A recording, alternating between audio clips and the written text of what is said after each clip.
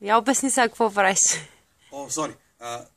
По цял ден пускам смс-и с текст DMS светли на телефон 17777, което е хубаво и вие да го направите като мен, защото цялата идея от тази идиощина, която съм се взел да правя, е точно с тази цел да помогна на момчето. Правя това, което сега ще видите, заради Бенино. Бенино как може да натопиш своя сенсей, в този случай буквално да го натопиш. Сега ще оставя телефона, за да не го повреда, да мога да се продължавам да пращам смс-и, което трябва да правите вие, докато ми си хилите. Оставям го настрани. Ще кажеш и кого ще предизвикаш? Да, ще предизвикам. Съжалявам хора. Първо Дани. Дани на Теди, познат. Дани Стефанов. Точно така, знам му фамилията.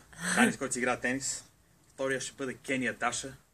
Кени, лате, сори, ти си другия. И третия ще бъде Ивчо. Ивчо. Те май не го бяха предизвикали вече, ама то не искаш. Двойно предизвикателство. Точно както го правиш и Дени, ще се залея с минимално количество вода. Охо. Не, разбира се, аз няма да се излагам. Ще наваксам и за нея. Мили хора, хилете ми се, пращате смс-и и се заливайте и вие.